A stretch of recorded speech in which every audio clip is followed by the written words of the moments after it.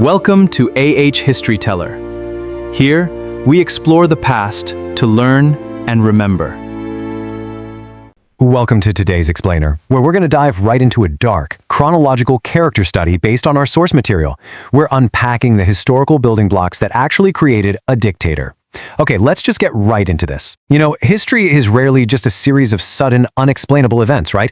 It's usually a long, compounding chain of circumstances, environments, and, ultimately, choices. So today, we're going to trace that exact chain to see exactly how a monster is made.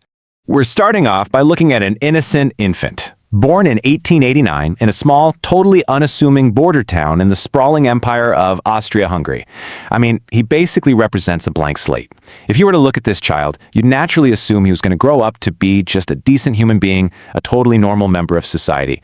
Literally, no one could have predicted that this specific kid would become responsible for unimaginable, world-altering horrors. So, that brings us to the really crucial question guiding our explainer today. How exactly did the totally mundane events of this child's early life warp him into such a radicalized figure? Honestly, how does a blank slate become the absolute archetype of human evil? Well, to answer that, our sources tell us we really have to look past the broad strokes you find in typical history books and examine the deeply chaotic, bizarre domestic world he was actually born into. Section 1. A bizarre family tree. To really understand the monster, we first got to look at his family, specifically the incredibly chaotic domestic world created by his father, Alois. As you'll see from this timeline, Alois Hitler's romantic life outlines a just staggering pattern of affairs and opportunistic marriages. So Alois was this mid-level Austrian customs officer, and he first married a wealthy, older woman, but he almost immediately started playing the field. He eventually moved in with a much younger house servant while his first wife was gravely ill. Now, because divorce wasn't really an option, he literally just waited for his wife to pass away, fathering a child with his mistress in the meantime. Then he marries the mistress. But when she also fell ill, he brought in his much younger cousin Clara to help out. When the second wife died, Alois got his own cousin Clara pregnant and then married her. I mean, wow. It is a stunningly chaotic environment to be born into, for sure. Which brings us to this really tragic number 3. See, Clara and Alois actually had 3 children together before Adolf, and all 3 of them tragically died in infancy. This massive, repeated trauma is a really key detail from our sources, because when their 4th child, Adolf, finally came along and actually survived, Clara was fiercely, almost obsessively protective of him. So young Adolf's home life was completely defined by this intense duality. He was caught right in the middle of 2 extreme opposites. On one side, you've got his dad, Alois, a strict authoritarian patriarch who was prone to these bitter tirades and physical abuse. This got even worse after Adolf's older half-brother ran away, leaving Adolf to bear the absolute brunt of the rage. But on the other side, his mother, Clara, basically coddled him and spoiled him absolutely rotten because she was so terrified of losing another child. Our sources note that this created a deeply dysfunctional dynamic. He developed this incredibly resentful relationship with an abusive father paired with a pathologically intense attachment to an overprotective mother. Number 2, Schoolyards and Rebellion. Let's move along to his youth, where this intelligent, popular ringleader of neighborhood war games began to rapidly unravel during his adolescence. Despite all that chaos at home, young Hitler actually did pretty well in elementary school at first, but adolescence brought some intense rebellion. He was caught smoking, he organized a minor teenage raid on a local fruit orchard, and he absolutely loved tormenting his pro-Austria religion teacher. But, you know, the most significant point is really this last one.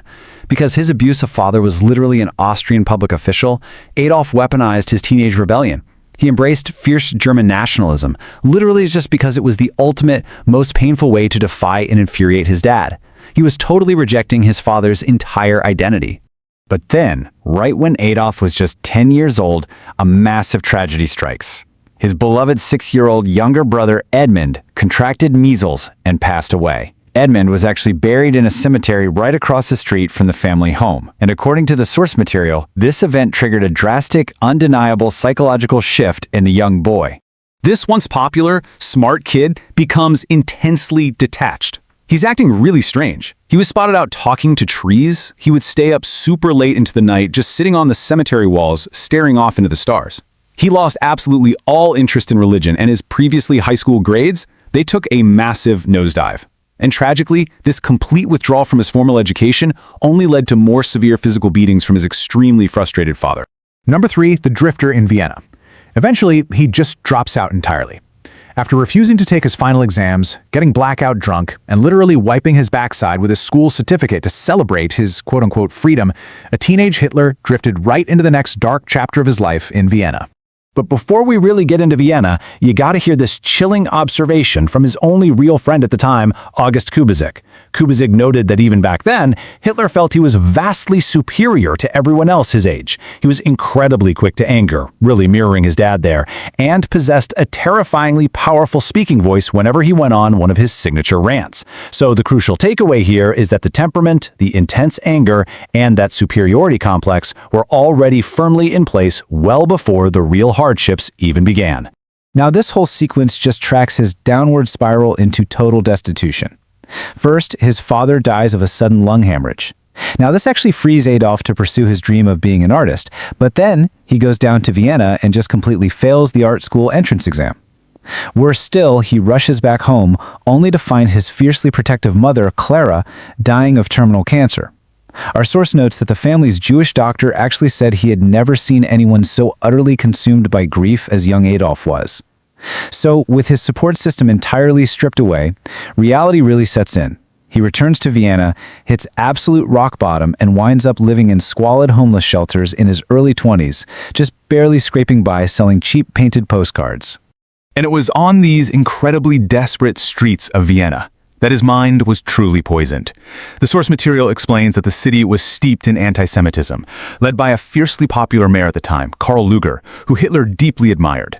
The city kiosks were just filled with these cheap right-wing conspiracy newsletters. Hitler devoured these pamphlets and adopted a highly toxic radical worldview, the Aryan hierarchy. He became a fanatical believer that humanity was locked in this permanent Darwinian struggle for survival, with German Aryans at the top, and framing Jews as the absolute enemy responsible for all of society's ills. This right here was the incubator of his hatred. Completely loathing the diverse multi-ethnic cultures of the Austro-Hungarian Empire, and honestly desperately wanting to dodge his mandatory military service there, he made a major move. In 1913, at age 24, he fled to Munich, Germany. He wanted to immerse himself in purely German culture. But even there, he just remained a ghost.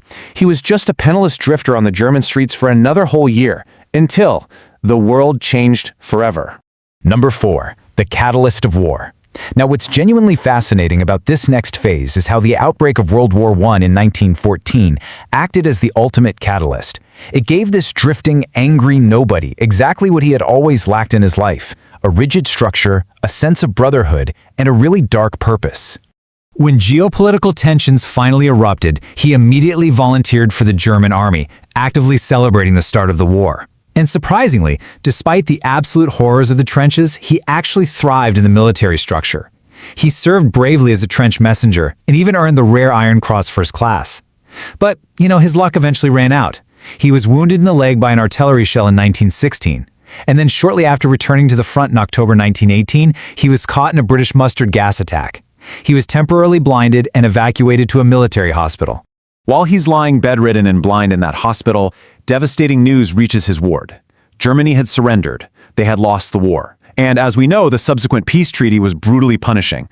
Germany was stripped of its land, its military was totally dismantled, and it was forced to pay astronomical financial reparations. Basically, the nation was economically broken and profoundly humiliated on the world stage. Trapped in the darkness of that hospital bed, completely consumed by absolute rage over his country's humiliation, Hitler underwent his final transformation. He fully bought into the stab-in-the-back myth. He convinced himself of this massive, false conspiracy theory, the idea that the brave German military didn't actually lose on the battlefield, but was instead betrayed from within by socialists, communists, and Jews. He swore vengeance. And according to our sources, this is the exact moment the aimless child, the failed artist, and the homeless drifter completely vanished. And that brings us to our final slide. As we wrap up this explainer of our source material, we're left with a deeply chilling realization.